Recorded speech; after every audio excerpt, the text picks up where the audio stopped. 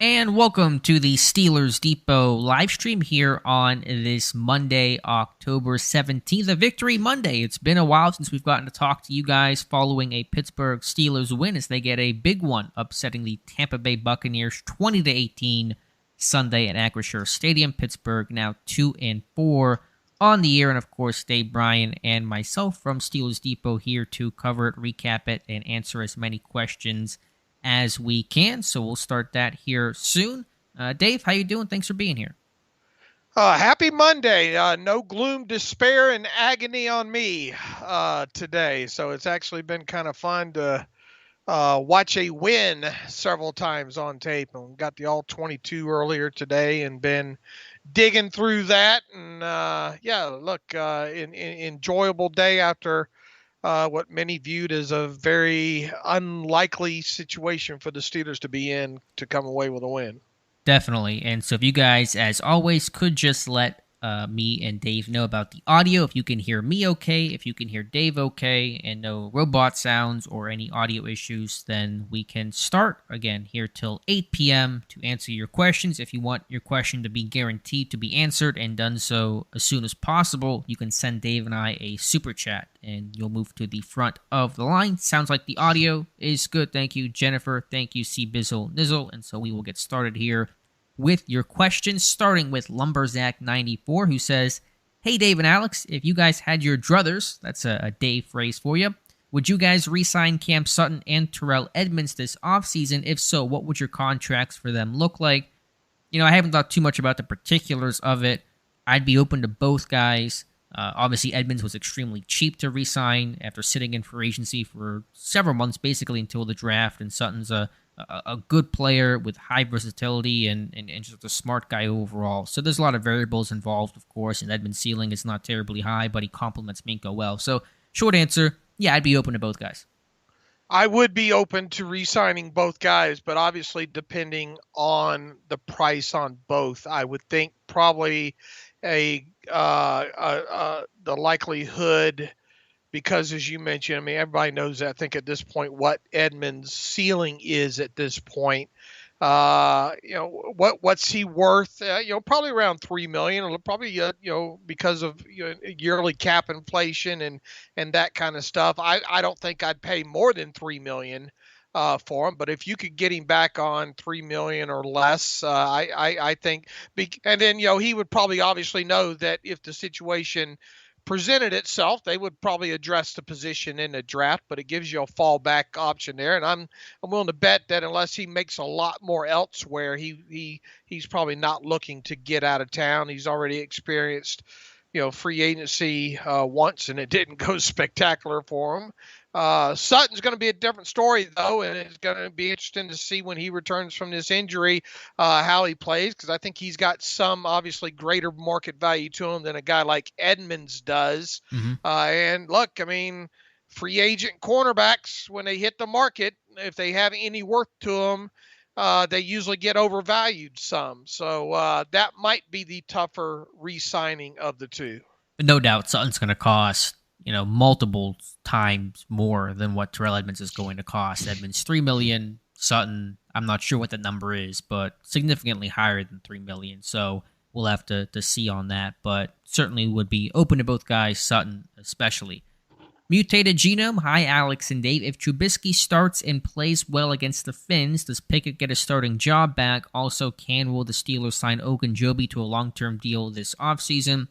Yeah, the quarterback situation is certainly interesting, Dave. It depends on a lot of unknown variables right now. A, does Pickett get cleared? Of course, if he's not cleared, then Trubisky will start. B, if he is cleared, how much practice time does he get? How many reps does he take? And is that enough for him to potentially start? He'll need a lot of reps, I'm sure, to be given the nod potentially this weekend. And then see if he does clear and get all the reps, then what do you do there? So I think Dave and I are both leading that Trubisky's more likely than not to start Sunday, but I don't want to lock it in that Trubisky will start. We'll just have to wait and see where the week takes us, and from there, who remains the starter, that's an open-ended question. Yeah, and just to clarify, I think that Trubisky would start against the Dolphins because Pickett not being cleared. If Pickett's cleared, and obviously if he practices Wednesday or at least limited on Wednesday, then and practices the rest of the week and stays, gets out of protocol, then I think he will be the guy. But if indeed, let's say Trubisky is asked to start this week, then and he plays well. I mean, define well, because assume it's a win. Assume the Steelers upset the Dolphins. I don't know. I mean, it would seem so hard with the toothpaste out of the tube at this point. I would think that he would have to really play well, better, probably his best game would have to be his best game to date, but it's a slippery slope, right? I mean, it's a good question. I don't have a great answer for it because, obviously not having to see Tomlin go through this kind of thing in the past, but I still tend to think that it's Pickett's job to lose, but if Trubisky plays against the Dolphins and plays off and they win, it would be a tough situation for Mike Tomlin to be in. You're right. It is really uncharted waters for this team, or Mike Tomlin specifically, to be in. I think his inclination is for Pickett to start if he's healthy and has gotten enough reps. I don't think he wants to go this back and forth a la 2019 where you're really flip-flopping quarterbacks. And Trubisky played great off the bench. I'm not trying to take away anything he did in that game. I know some people are, but they should. Trubisky was fantastic and deserves a ton of credit for it, but there's a reason why the team made a switch in the first place. And if you start Trubisky and roll with him, if Pickett's available and fully good to go, and then whenever Trubisky falters again, because it's likely to happen, then you're going back to Pickett, and you're really on this roller coaster this team, right, I'm sure, would like to avoid. So the tricky thing would be, though, Dave, let's say Pickett is, limited Wednesday, limited Thursday, full on Friday, cleared, out of protocol. What does Mike Tomlin do? I think you got to. I think you got to go with the guy who practiced at that point. I do too. This isn't a Ben situation where as long as Ben can walk on Friday, he's in there. But what's the line? So what if he's limited Wednesday, full Thursday, full Friday? You know what I'm saying? Where is that line for Tomlin going to be? The problem is we'd like to think that we know what limited is. Well, I take limited as basically you work individually and not in team. I think that's defined by the league. Okay, well, if indeed that's the case, I think with Pickett, I would like to see him in team all 3 days. Okay, that's fair. Yeah, I think that if he's limited in reps on the road against Miami, if he's not fully good to go, then he may not. Tomlin, I think, goes with veteran Trubisky. And then how do you bounce back? How does the rest of the team prepare in a week in this situation? I know it doesn't probably sound like a huge deal, but I wonder if you ask the players that, how do you feel about if Mike Tomlin has to go with a hot hand and then things aren't going well in the first half and in comes the backup and this isn't the 1980s anymore. I'm a firm believer if you have two quarterbacks, you don't have one. Mm-hmm. It just seems like it'd be way too messy in my opinion there. So now if you go back. I really think Trubisky would have to play just lights out against the Dolphins. Right, and then that would be the most interesting aspect. If Pickett is not clear, Trubisky starts, plays well, let's say they beat Miami, then what do you do? Then I think it gets really interesting in terms of which way you go. All right, is there really a hot hand? Can a hot hand really rule? For multiple weeks in the NFL? Sure. So, I think the overall feeling is that they want to go with Pickett whenever he's ready to go in terms of health and in terms of practice reps. That's my feeling right now. Ogunjobi, a long-term deal. We'll see. I mean, I'm just happy he's playing better right now, progressing, and we'll go from there. Yeah, he's only, 28 now? So, I mean, it's I guess it's not out of the question, but he has bounced around quite a bit the last several years, has he not? So I think he's going, I think he'd be open to the highest bidder, if you will. He loves that AFC North, though. It's been Cleveland, Cincinnati, and Pittsburgh, of course. It's supposed to be a Chicago Bear right now, but that failed physical. Change things and put him in Pittsburgh. All right. We're getting a lot of questions here from Chad, Jennifer with a response. Joey asked one, I'm guessing maybe some other people have as well, about Chris Boswell making a potential comment after the game. There was a clip of the team coming through the locker room after beating Tampa Bay. You see Matt Canada come down from the booth, hugs receivers coach Frisman Jackson, walks off. About, I don't know, 10, 15 seconds later, Boswell comes in behind and makes a comment basically saying, what did he say, or alleged to have said, that wasn't because of you or something like that. Yeah. And people are taking that he said that to Canada. I think this is a ridiculous story. It's silly. I hate the focus is on all this other stuff when it should be on Tampa Bay beating them. What a great win, important win that was. I don't think he said that to Canada. Not a chance.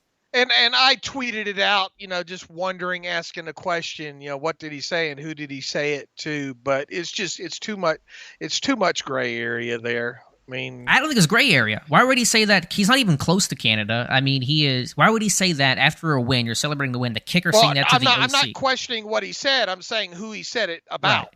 But why? What reason would he say that to Canada? I don't know. Who, Lord knows. We got people giving players death threats. People do crazy things, But Boswell's not one of those crazy people. Why would your kicker to your OC after a win in front of the media too? They're filming the whole thing. They know that. And even if he was, it was probably in jest anyway. But right, I don't know. I mean, it is. I mean, we don't know who we said it to.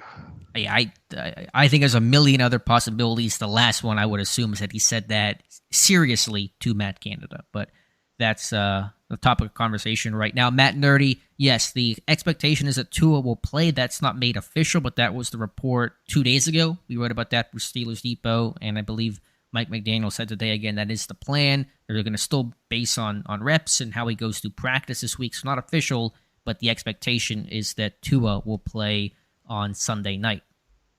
Yeah, they might not have Waddle, though. That would be pretty significant, and I think they lost a couple of cornerbacks in that game. Nick Needham, I think, and I think one of the backups there, having some issues there. So that's their injury list is probably definitely going to be something to watch. Man, they've lost, and obviously due to the quarterback situation and all, but they've lost 3 straight now after winning their first 3. So you're talking about a franchise that's that needs to get back going, and you got the whole anniversary of the perfect. The 72 season. Yeah, the 72 season. So, that's going to be an amped up atmosphere there in Miami next Sunday night. So, going to be having to assuming Tua does play. I mean, that guy's elusive, isn't he? And can make some plays and all, and he's got not afraid to sling it on top of it there. So it does present an interesting matchup, especially with the Steelers coming off not only a big win, but doing so in, not so convincing fashion, if you will. The defense obviously played well, but the offense still some questions about them as well too. So it's 7 points right now. It just moved back up to 7 points. Miami favored by 7, and we all know what lines mean now at this point, don't we? Yeah, and Pittsburgh will be a lot healthier as well. At least we believe they will probably get some of those guys back that did not work on Sunday. Again, Dave and I are here until 8 p.m., top of the hour, so be sure to get your questions in. Don't have a ton of them so far, so a good chance here to get Dave and I to respond to whatever's on your mind. Hello, Frederick. Thank you for being here. Appreciate that. Question from Tim Chase says, was it me or did the TV screen say that Tampa had a timeout at the end of the game? I don't recall that. They used their timeout, so they did not have one. There may have been some sort of Chiron error, but they did not have a timeout at the end of that game. I don't believe, at least. I can check the game book. Or if they did, they just didn't use it because the game was over and Pittsburgh was kneeling down. So maybe that was it, but nothing that materially would have changed the game. Okay. Maybe there was a timeout left. Let me go back the other way here and see if I can find out here.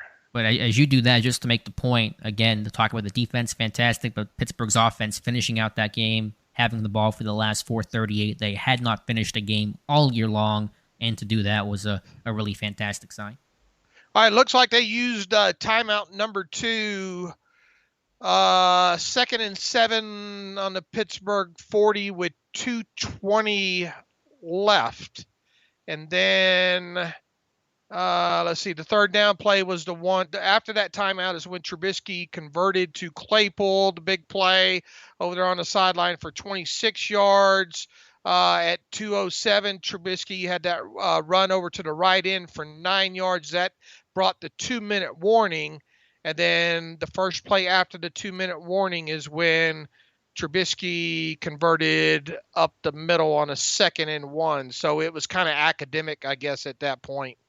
Okay, so they did have one, but they just chose not to use. They did have one left. Okay, but obviously the game was over, so why waste time? Can appreciate that. Got a $5 super chat from our friend DTG108. Says, you think we're going to be blitzing more against Tua or play him like they did Brady? Tyreek is going to be tough to defend, no doubt about that, on Tyreek Hill. I don't know exactly what the game plan is going to be. I mean, they barely blitzed Brady in that game, so I imagine just by default they're going to end up blitzing and rushing Tua a bit more heavily, maybe trying to contain him the way they tried to contain Josh Allen, so it was a more heavier, blitz 5-man rush approach, and it'll probably be more along the lines of Buffalo than it was against Tampa Bay, but partly dependent on who's healthy, who's available, what DBs come back, if any, and those variables as well. So there's a lot to consider. Yeah, you better contain that dude. I'll tell you that. If if you're going to send numbers after him, or if you're going to play man, better be careful with your back to him. I don't know how often he's going to want to run. After coming out of this concussion situation and all like that. But best case scenario is you don't have to blitz much at all, right? Don't have to send numbers and can send, get home and hit him consistently with 4. And, he does tend to hold the ball a little bit, doesn't he?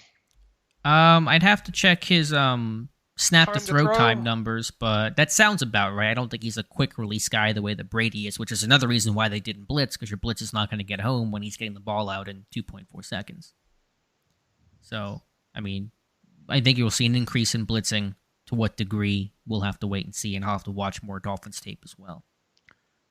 2.66 time to throw. Probably middle of the pack, I'm guessing. Little to the good side there. I think 1, 2, 3, 4, 5, 6, 7, 8, 9th overall. Okay. All right. So yeah, a little bit quicker than I thought it might be. Let's see. Next question comes from Ross Swisher. How come Mark Robinson did not get any of Bush's and Spillane's reps? I want to see if he's another UG3 or Vince Williams. Notice how Spillane plays. Our run D is way better. Mark Robinson did dress for the first time, played just 5 snaps on special teams, all, I believe, on the kick coverage unit.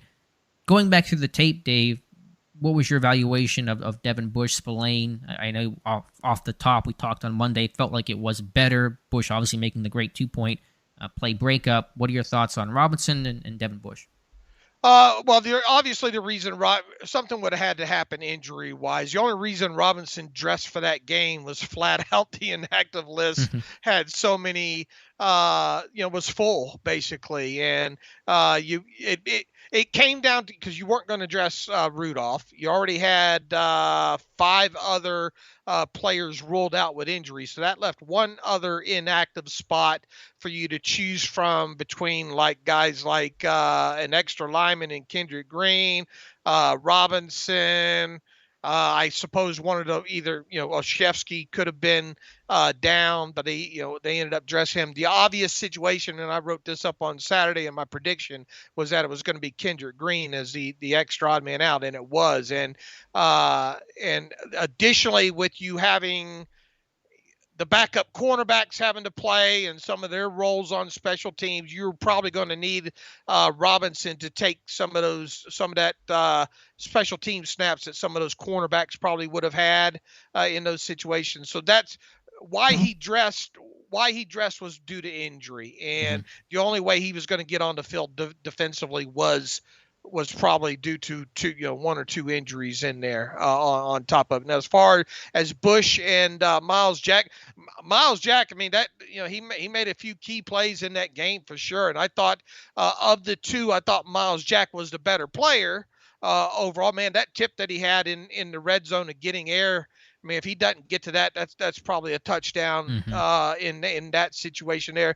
But as I said on the podcast this morning, that might have been one of Devin Bush's, I don't know. I hate kind of coming up with a ranking there, but I think easily maybe a top 5 game in a Steelers uniform overall. He had what 5 tackles or something like that. He had I think he got credited for 3 stops in a game, and a stop is basically a play that ends in a non-successful play from a down and distance standpoint. He was targeted twice. He gave up 2 receptions, but he did have the breakup on the 2-point conversion there. I don't think he missed any tackles in the game there. So, and I thought a couple of times with him coming up to play the run, he was a lot more aggressive in taking on some blockers in that situation. So I thought both of them played really good game. And once again, I think from just and I've gone through the all 22 once loosely on the defensive side of the ball, but I dare say it was a top 5 game for him in a Steelers uniform. Yeah, certainly some progress. I'm not upset Robinson didn't play much. Good for him to get a helmet, to dress, get that experience, get some of that first game nerves out of the way, but I did not expect him to come in and start stealing defensive snaps, and obviously that did not happen. Andresa with a couple of fun questions. I have Mitch versus Kenny questions. Mitch versus Kenny in a fight, Mitch versus Kenny as a good hang, and Mitch versus Kenny on The Bachelor. Who's charting these? So good questions. Mitch, Kenny I versus... don't know nothing about The Bachelor. I will handle that. I am. This is what I was born for. That's your wheelhouse. Yeah, I haven't watched it in a while. But Mitch versus Kenny in a fight. My thought with Kenny is Jersey guy, kind of scrappy, but small hands. How is that going to work in a fight? I don't know. Who you taking in a fight, Mitch versus Kenny? I'm going Kenny. I think Kenny's got more of that. He's a little bit younger too, obviously, and Mitch is dad mode now. So I would take, and I think Kenny has the reach on him too, right? So that's true. I would take Kenny, small hands and all. As a good hang, who's better to hang out with, Trubisky or Pickett? Probably, I think Pickett, because Trubisky's just in dad mode right now. But I would probably get along better That's with Mitch. True. Okay, I would go Pickett. I think you would go Mitch, which shows our age as well. Right. And then The Bachelor. Plus, I wouldn't mind being around. Well, Mrs. Trubisky's not sore on the eyes. Okay, all right. Mitch versus Kenny on The Bachelor. I mean, it's weird because they're both in relationships. About that. Yeah. I think Pickett. He's got the classic, long hair, kind of surfer dude vibe going on there. A bit younger overall. So I'll go clean sweep here with Kenny Pickett. Okay, fair enough. Bergen can't they sign Larry O before the season's over? Do you think he's played well enough for the Steelers to want to keep him? They might. I mean, they could sign him, but their policy is not to do in-season extensions, so that will not happen until after the year. Yeah, I mean, unless they break tradition here, which, we've seen a couple of these other things, happen along those lines there. But unless I would doubt that they would do that right now. So I'm with Alex. Yeah, let me scroll back up here. Thank you for being here, guys. Over 100 people in the chat. Be sure to get your questions in for Dave and myself to answer. Matt Elward, have you seen the report from Dulac that Mitch was benched against the Jets for getting into an argument with Deontay? We have. It is on the top of the website right now. A lot of comments, a lot of interest there. Obviously, Dave and I can't speak to it. We're not reporting on this or trying to counter the report. I have no doubt that there was a confrontation between Trubisky and Johnson at halftime. The question to me is, did that really lead to Trubisky being benched by Tomlin? I think that sounds a little suspect, sounds a little funny that Johnson, as per Dulac's reporting, started this confrontation and that Trubisky somehow is benched because of it. It just doesn't make a lot of sense to me. Guys get frustrated. Guys have heated arguments. I'm sure that's not the first time that's happened in a Steelers locker room before. So was it more coincidence or was it really the reason to say that that was really the reason why Trubisky got benched? I'm not going to say that it didn't happen, but that's a hard sell for me.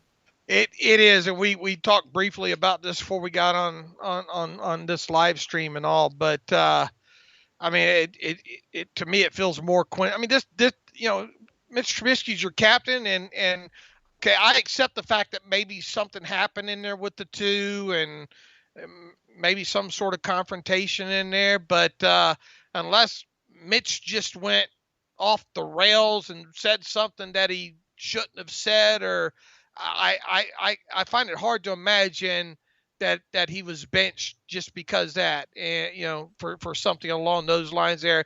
And then if it is indeed something along, I mean, it'll make Tomlin look kind of foolish too, because he's talk about what a great leader Mitch has been in handling this, and he said he thought he needed a spark too in that Jets game. So I would really be surprised. Did a confrontation happen? More than likely, yes, Right. but I don't think the result of that confrontation was, that's it, Mitch. Kenny, you're in. Yeah. And Dulac was pretty careful in the wording of the report, and I'll highlight maybe one of the key phrases here, saying Trubisky stood up to Johnson and a heated exchange occurred. That's when Pickett was told he would start the second half. Doesn't outright say that's the reason why, because Trubisky was fighting with Deontay, arguing with Deontay. So again, I have a hard time believing it. I told you before we started the live stream, if Mike Tomlin benched every player who argued with somebody, there'd be no one to play. You'd be having an empty field out there. So I just have a hard time believing that was the reason, as opposed to this team scoring 6 points against the Jets. Creative journalism, maybe? Maybe. I mean, and it's weird that it comes out now. I mean, I get because Trubisky might start, but weird it didn't come out after week 4. I mean, I would guess Mike Tomlin will be asked about it on Tuesday, right? That'll be interesting answer. He's not going to confirm or deny. I think that's one of those questions you ask last, because he's not going to put Tomlin in a good mood, I'm sure. Next question comes from Ross Swisher. Would you guys draft Quinn Ewers over Caleb Williams in 2024? Who have you watched more? Oh, I have not watched either. Ask John as an high trader. He'd be the best guy to answer that. We have not done draft coverage on 23, let alone 24. Yeah, that we don't, as we explained several times, we don't scratch that stuff until until the Steelers season ends, and usually our first kind of now look, I watch college football every weekend. I'm sure Alex does as well too. We can kind of tell you a little bit about some players to this point already, but we really don't get, Alex and I don't get hard and heavy into it until really right about Senior Bowl time. Jonathan Mason, Dave, can we hear more about your coffee company? You mentioned the other day, big coffee guy here. So whatever you want to explain, Dave, feel free.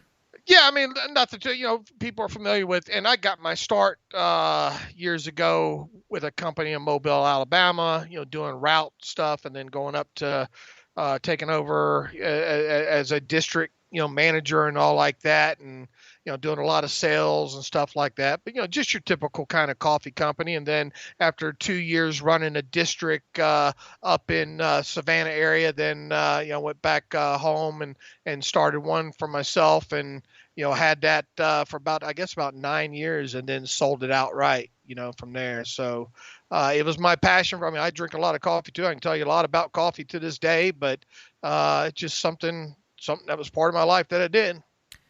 And now you're here. Did you like Mobile? Whenever I go to the Senior Bowl, I like Mobile. Small, quiet town. I like. Oh no, I'm not a fan of Mobile. You're not overall. A fan of Mobile, no, really? Why is that? Why is that? No, I mean, to be honest with you, I'm not really a fan of where I'm from overall. All my life I was like, man, I can't wait to get out of here at some point there. So definitely not a fan of Mobile. No.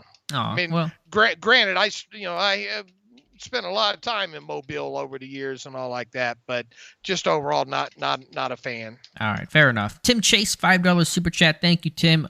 Are there any O-line players you would keep next year and build around? Sure. I'm not looking to go all 2020 or whatever year it was, 2021, and retool the entire offensive line. James Daniels will be here. Chukwuma Okorafor, I think, will be here. Mason Cole will probably be your center next year as well. He's played well enough. The left side, I think Dan Moore certainly made a ton of progress and is trending to be the left tackle next year. Kevin Dotson, maybe that's the guy you debate some. So, we'll see how this plays out. Still more than half the season to go, and a lot can and probably will change. But at the very least, I would probably say Daniels, Okorafor, and probably Mason Cole as well. And Dan Moore, again, has improved. Your thoughts? Would you keep any of these offensive linemen, Dave? Definitely keep Daniels. I mean, a lot of these younger guys, Moore's not going anywhere. Chukwuma Okorafor's not going anywhere with the contract that he signed. I think you try to upgrade the a guard position for sure, and obviously the center position if you can. Let's see here. Next one comes from Todd. Was Kevin Dotson really receiving death threats? Yes, according to him. And that's a tragedy, and shame on anybody that's sending anybody on the internet death threats, but certainly an NFL player who's doing the best he can, but just having a bad day. Next question comes from, I just lost it here. JBird73486. Alex, do you think Pierre showed that he should get more snaps, not as a starter, but maybe part of a rotation? Pittsburgh doesn't rotate a ton. It's just more of a sub-package type thing, personnel grouping.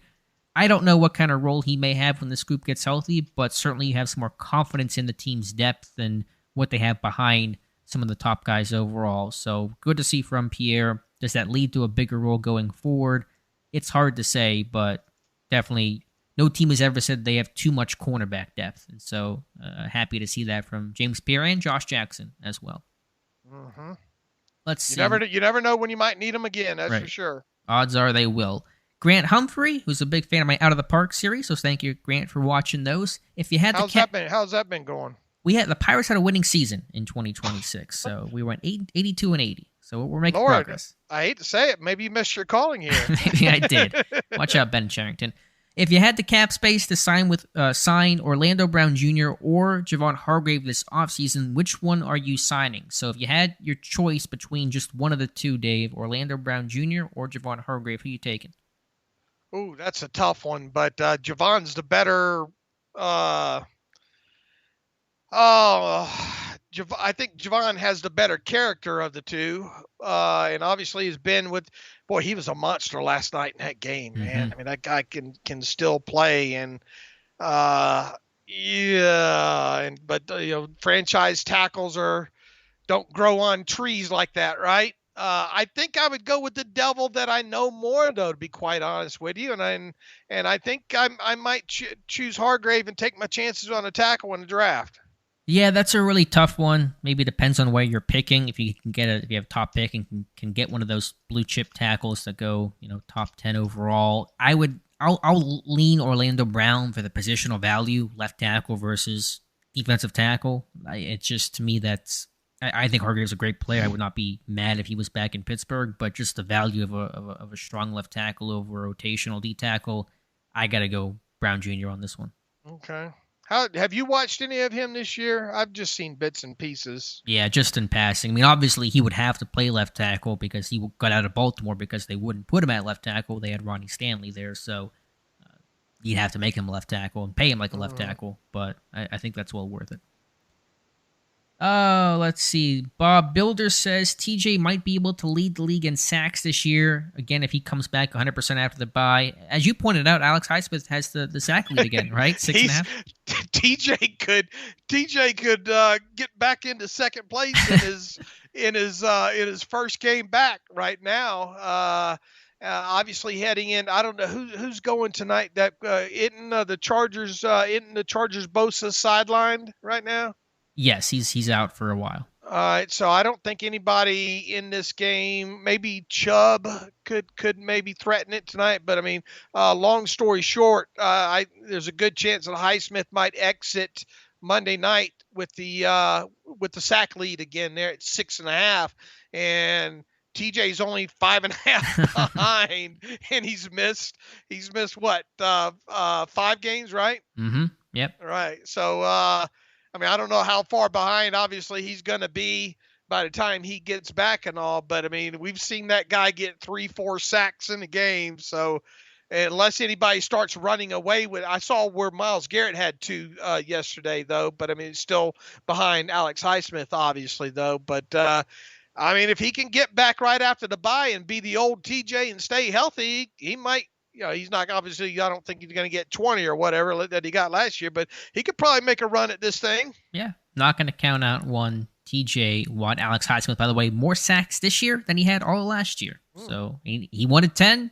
I think he's going to get easily 10 this year.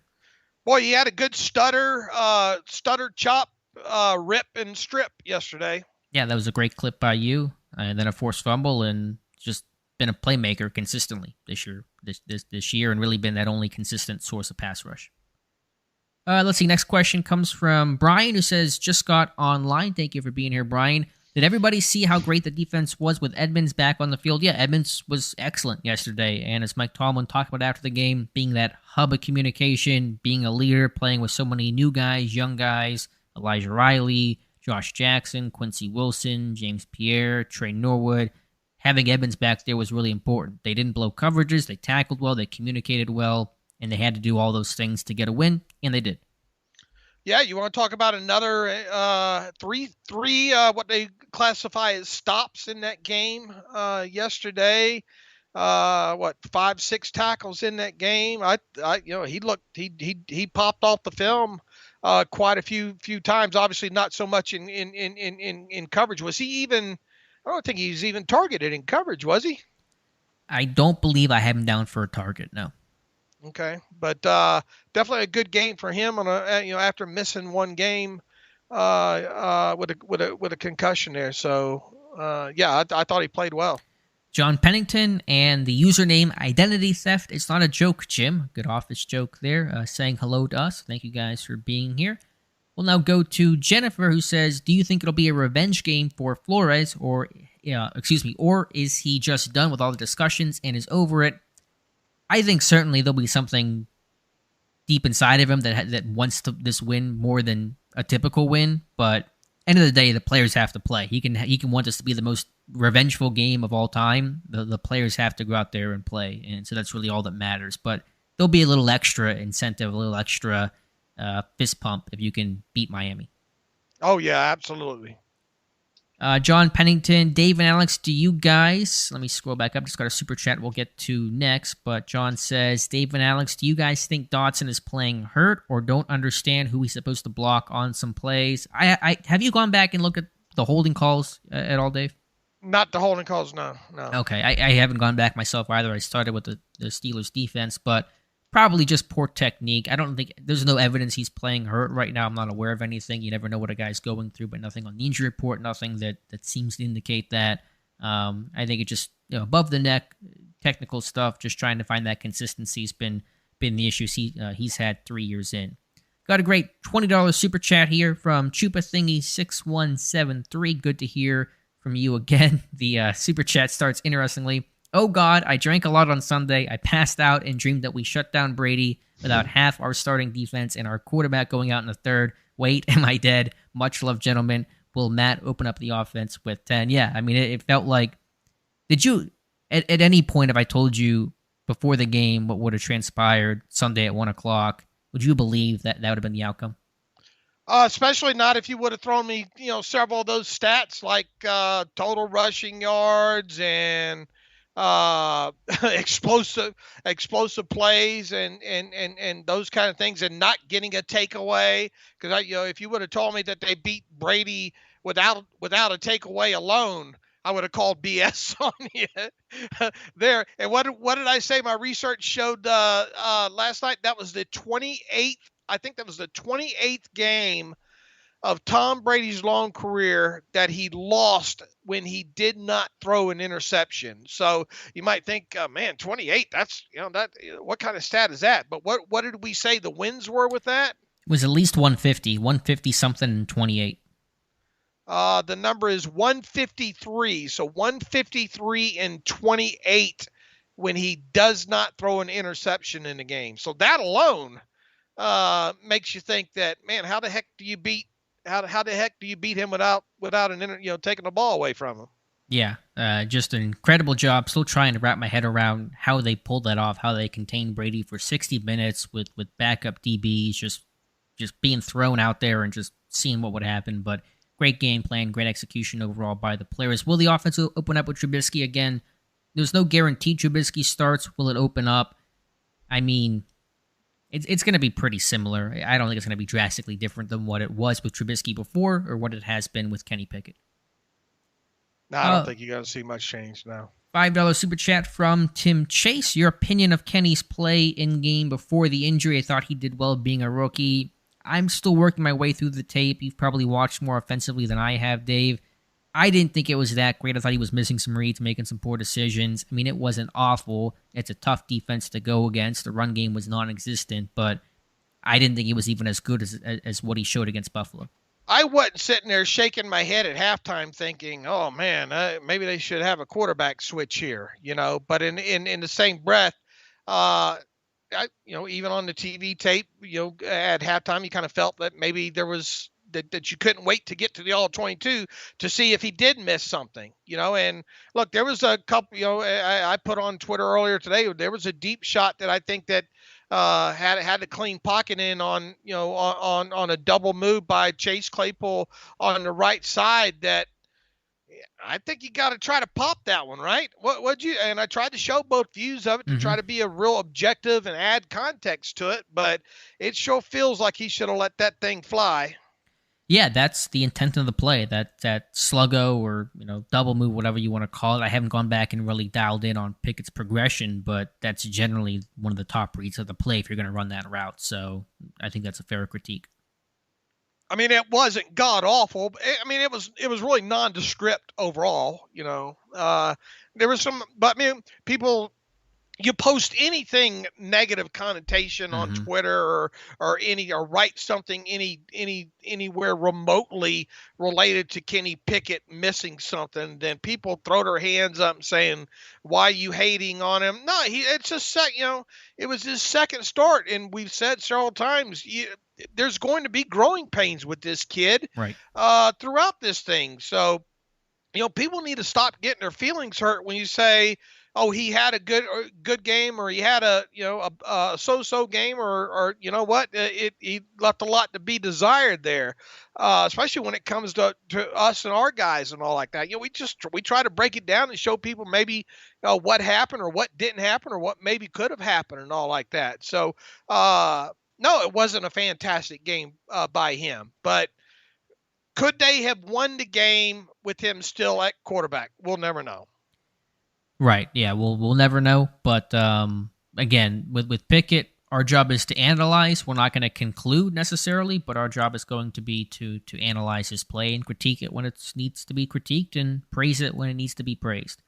Look, his average intended air yards was something like 4 point something, and his completed air yards was 3 point something. So there wasn't a lot of down the field throws. Period. Heck, they only had, you throw out the non-plays in there. They technically, both quarterbacks combined had one pass that flew more than 20 yards past the line of scrimmage. So it was that same old work the sides. They ran. It was good to see some slants mixed in there for a change, but some RPO stuff in there and make the reads and put the football in the right. I mean, it was a great throw to Pickens early in the game over on the left side. Nice ball placement there. I thought that kind of, what was it, about a 7-yard air pass to Chase Claypool over there, kind of left in the middle of the field with the defender inside. I thought it was really good ball placement on that, but and it was obviously a good opening drive there. Of course, it was aided by a penalty there, but he finished it, and that's what first time since week 10 of last season that we've been able to say that the Steelers offense has buried an opening drive. So look, I mean, it is what it was. So he's got some growing to do. $20 super chat from our friend Double HH. Thank you so much for the super chat. I would like Cinnamon and Desiree to sing Gloom, Doom, Despair, Agony, and Harmony. Request denied because... Oh, no, not today. It's a win. It's a win. There is no Gloom, Doom, Despair, or Agony, so maybe after the next loss, but probably not because I can't carry a tune and I don't want to embarrass myself for all eternity to have that on public record. And he don't want me to not carry a tune, so... Well, you better than what I can do. All right. All right, let's scroll back up. But thank you again, Double HH, for the super chat, and appreciate you being here for basically all of these live streams.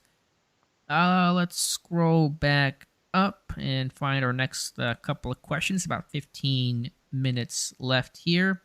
Which secondary starters are trending towards playing in Miami? It's hard to say. Tomlin will hopefully provide a bit of an update tomorrow, and of course, Wednesday's injury report will provide more information, but I like to think that they're going to get back somebody from that group, whether that's Minkah or Wallace going through concussion protocol, or Witherspoon, who's missed time with the hammy, and same with Cam Sutton. Yeah, and you're talking about the injuries that are probably the hardest ones to decipher, right? Hamstrings Yep. and Concussions. concussions. Obviously, what Minka's a knee, but hopefully, uh, you could really tell that knee was bothering him in that Bills game. The way he was trying to move, especially in the second half, I think there. So in Mike Tomlin's press conferences Tuesday, maybe he'll shed a little bit of light, but the first injury report on Wednesday will probably be the more telling thing. Right. Tyler Swartz with Leal out. Do you think they'll continue to do that 3-3-5 with Loudermilk or use that 3 inside linebacker look like yesterday? Probably both. They did use Loudermilk a little bit in that Leal type role, occasionally about maybe 4 snaps he stood up, but it was 3-3-5 with him just with his hand down. A lot of over fronts, a lot of shifting to the tight end, which worked well, getting the defensive lineman on the tight end. Always a winning matchup for a defense, and a good number of those 3 inside linebacker looks with an outside linebacker removed. So Spillane, Bush, and Jack were on the field. Once Jack got hurt, that kind of went away at the end of the game there. But short answer, probably both. Right. I agree with you. Let's see. Next question comes from Lee Singleton. Alex, did the offense recycle the same predictable plays you outlined last week? I haven't gone back to the tape enough to start identifying those trends.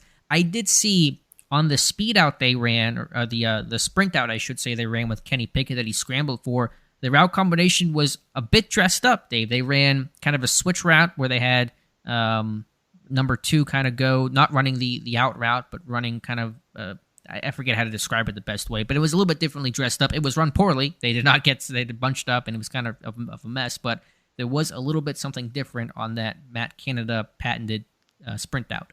I'm sorry, which play did you see it on? The sprint out where Pickett scrambled for okay. 6 yards or so, but the route combination, it was the same idea, same curl corner, but it was run a bit differently. It was not run well, and that's why Pickett had to scramble, but it was I think Canada heard me, is my thought there. There you go.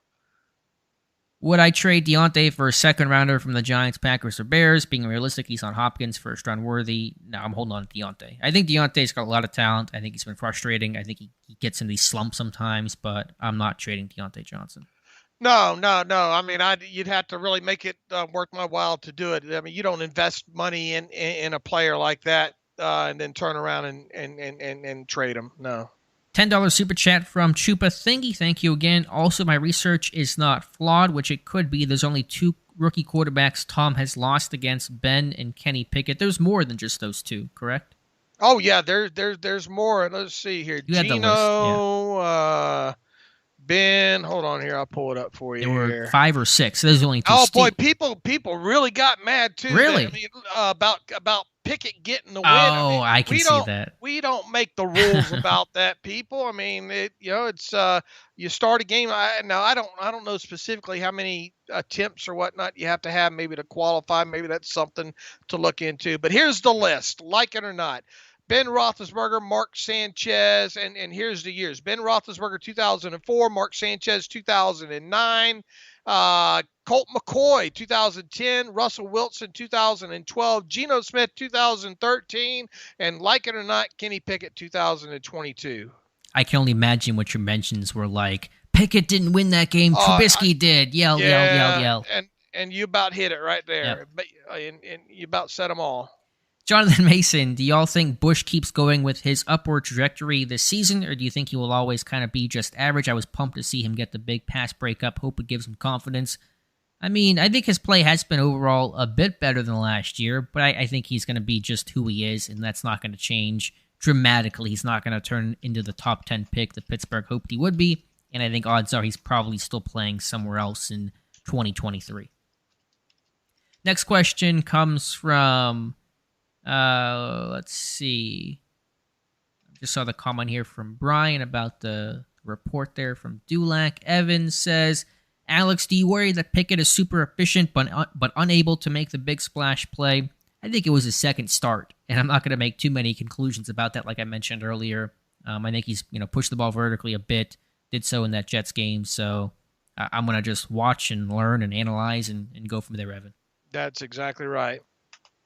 Let's see. Next question comes from Chris Hawk. What about the ghost Jalen Reed? There was a sighting. I assume that means Malik Reed. And yeah, good for him to get a sack there. Obviously, some interior pressure was important on that play and in that game by Cam Hayward, who certainly had his way with rookie left guard Luke Godecki. But good to see Malik Reed have a pass breakup and have that sack. Or actually, I think it officially went to Hayward, but Reed was in on that play.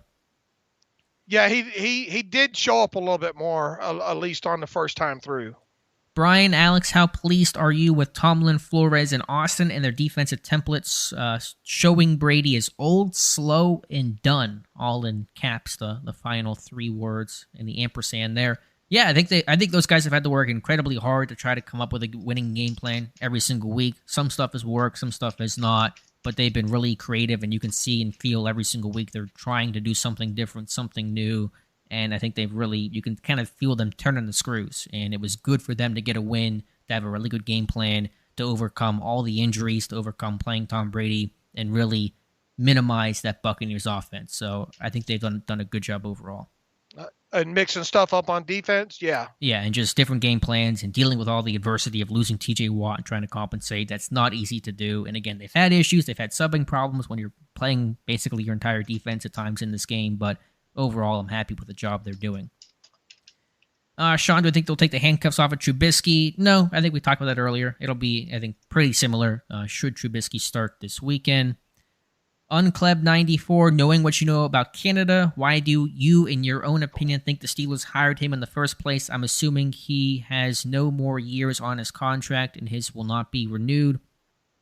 I forget, there was a report that he might have another year left after that, but I think they wanted to go in-house. They didn't want to go out-of-house for Ben's final year, and that's essentially why Canada was promoted. Right. Because remember, he was not OC first. He was quarterbacks coach for a year and then promoted to OC. And so I think people kind of forget that part of his arc in Pittsburgh. $5 super chat from Lou Boy, our friend, says, "What's up, fellas? Nice win. Here we go." Yeah, for sure. Good to talk about a win. Good to have a victory Monday. It's been a month, and so hopefully been way too long. It really has, for sure. Dusk Thunder, do you think Watt will be 100% ready by the Saints game? Dave, what are your thoughts on Watt's timeline?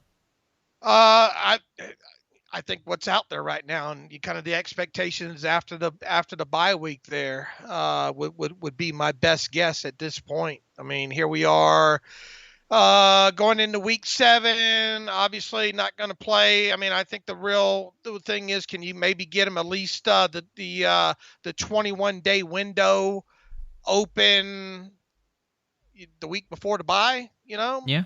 Maybe do that or something like that, just to get him moving around again like that, if you know he's going to be that close. Yeah, I think that would be ideal. I think, my guess is he'll very much be back by the Saints game and be as close to 100% as he's going to be. Tim Chase, why not a run game coordinator? Traditionally, and I can't guarantee it still works this way, but the offensive line coach has kind of been the de facto run game coordinator. I know Mike Munchak was whenever he was the offensive line coach in Pittsburgh, so I assume Pat Meyer has similar responsibilities, unless you're talking about defensive run game coordinator, which is, I think, a little bit less of a thing. Let's see, couple minutes left. Be sure to get your last-minute questions in. Do you see the Steelers selling at the trade deadline? I see them staying put. What are your thoughts, Dave? I think they're going to stay put, to be quite honest with you. I think so, too. Unless they drop these next 2, then maybe. But, we'll see where the next 2 games take this team and go from there. Brian, why don't we see more Jaylen Warren and less Najee? I think the division of labor is pretty well split at this point. Warren, the third down back, and Najee, the first and second down back. And so I think Warren played probably a fair amount in that game, just didn't touch the ball a lot because he's playing on passing downs. Yeah, that sounds about right. And look, need a back. They had, 77 yards rushing, I think I said, and 43 of it were from the running backs. The rest were from wide receivers and quarterbacks. They need to run the ball better, period. They do, and that needs to happen starting this Sunday against Miami. Should be a bit easier front to run on. Identity theft is not a joke. Jim says it's been nice to see Sims step up a bit more since getting his opportunity. Still a lot to learn and work on, but he definitely had some positive results on some plays. Yeah, Dave, I know that was so big to see Sims make impact plays in both the kick and punt return game. Boy, that old Jamel Dean about got him from behind, didn't he? The Steelers were a bit slow. They were getting caught from behind, him and Connor Hayward. You need to pull the all 22. Or I didn't download that. I only downloaded the defense and the offense there. But you need to pull that. I want to see that on. I want to see him hawk him down from behind. Okay. Yeah, I have not watched back. I have downloaded the special teams film, but I have not watched it back yet. But Sims and Hayward just lacking some of that long speed there. What put Leal on IR? A knee injury. I don't know anything beyond a knee injury, but enough to put him on injured reserve. Oh, let's see. Does the cap outlook for next year lend itself to a Highsmith extension or enough players voiding years coming off the books to make it happen without restructures from Cam, Watt? This team's going to have cap space next year, right, Dave? They could do a Highsmith extension easily. Yeah, easily on that. That shouldn't be a problem at all. They're going to have some. I mean, look, it's going to be a little bit more spending room, but as people have seen in the past, that stuff can gets dwindled down. You got to account for certain things, but there's going to be room for the usual amount of extensions and all. And obviously, you would think, at least at this point, you would think Highsmith is still in the running to possibly get an extension by week 1. Yeah, certainly. He's playing outstanding, and that is very much on the table right now. Mark Malone, I wonder when he had the scope done. I assume that's in reference to Watt. I don't know for sure. It was, I think, about 2 weeks ago, maybe a bit more than 2 weeks ago. I think that was the reporting during the Bills game that he had it 9 days ago from that time, that Bills game. So that would put that at about 16 days. I watched Bama versus Tennessee. Honestly, did the Bama O-line look as good as the Steelers? I mean, I don't really know how to best answer that, but I mean, the Bama offensive line always looks good on Saturdays. What's a bigger need, corner or left tackle? I'd like to get a number 1 type of corner, but I also like a franchise left tackle. I'm going to just kind of watch both and see how Dan Moore goes. Yeah, I mean, Dan Moore's improving. Is he a franchise, Rashawn Slater, Penei Sewell type of left tackle? No, but that'll be interesting to see what they do with Dan Moore because he's kind of on that bubble of he's playing well, but he's not an elite level player. Right. I mean, I think if you get the opportunity to have an elite tackle, you don't draft great players and let the rest, because you never know what's going to happen.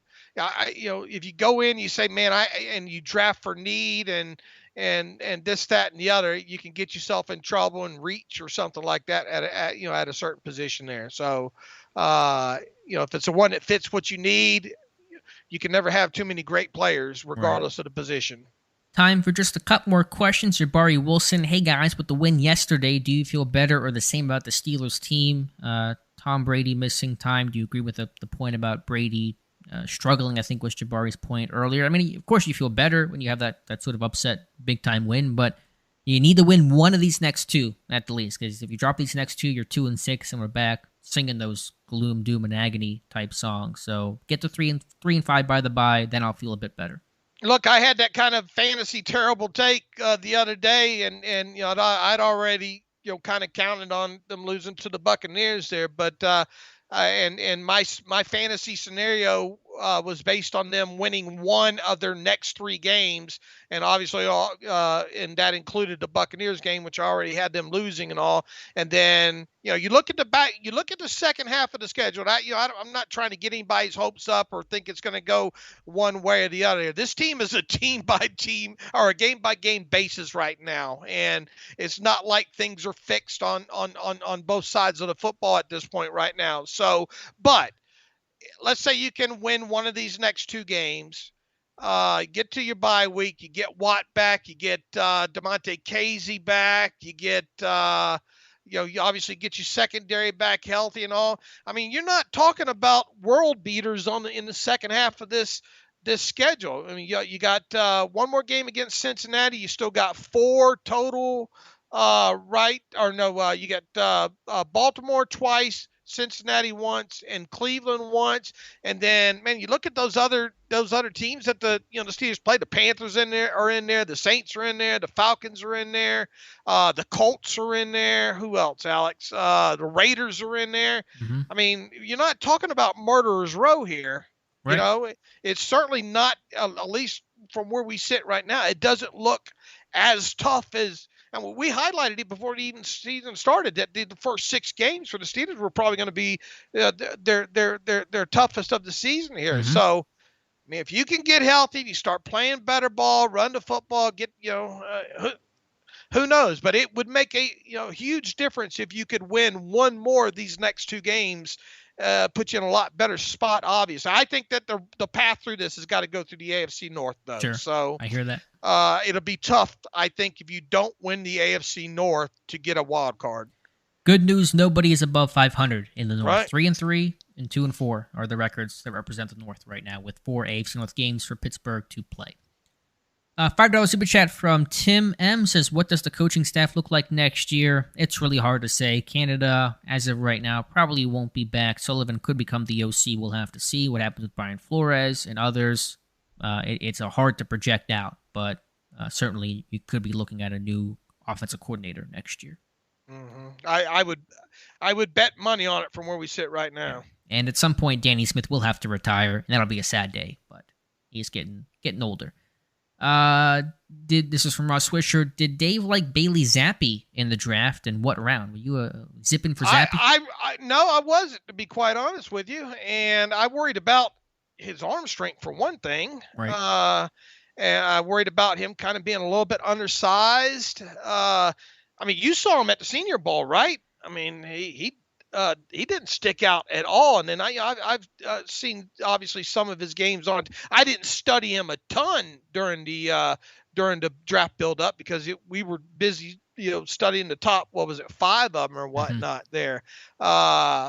So yeah, I was very cold on him, I think would be the word. That's why it just goes to show something. The quarterback's position, let's see him do it for a long haul. Sure. I mean, it's nice that good for him, what he's done so far, but let these guys get some games underneath their belts and all like that and see how defenses adjust to them, to what they do well, and enforce them out of their comfort zone and all like that. But I mean, it's no denying he's won some games, right?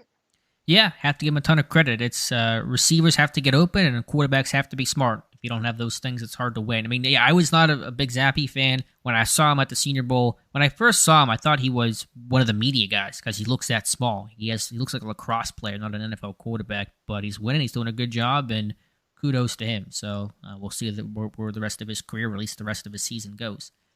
Marjorie Geyer says, thank you, Alex and Dave. Thank you so much, and thank you for always shouting out beat writers we have on the podcast. Appreciate that. Let's see, was any other questions to go to? Grant asking about could they start the clock on Casey? Would not be surprised. We'll find out on Wednesday if they do that with DeMonte Casey. And about Claypool, that's from Brian. Has Claypool turned the corner? We'll see. Sunday was a good day, but it's one game. It was a good game. He's got to do it more often, and that's been the story. One good game. He's had those before. Can he stack them? That'll be the key for Chase Claypool. Last one comes from Mickle Markets. Why are the Steelers so bad at running back screens? That's a great question. I really don't know. They don't sell it particularly well. The linemen have not always been super athletic, and they're just bad. I don't know why. They're really bad, though.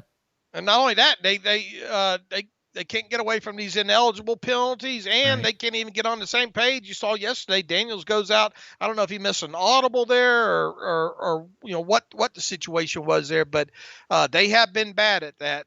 This is no 2000 and what was it, 17, 18? Yeah. When they were able to run that a lot and use Le'Veon Bell out of the backfield quite a bit in there. They certainly could use that aspect. I mean, they need to get this running game going first, period. True. Before the screen game comes the run game, and right now both big-time struggle in Pittsburgh. So that's going to wrap things up. Appreciate you guys hanging out with us. Great crowd on hand tonight. Figured there would be coming off a win, and thank you for all the super chats and all the great questions. Dave and I will be back in 2 weeks, so that'll be right after the Eagles game, heading into the bye week to recap where this team is at. So, Dave, as always, thank you for your time tonight.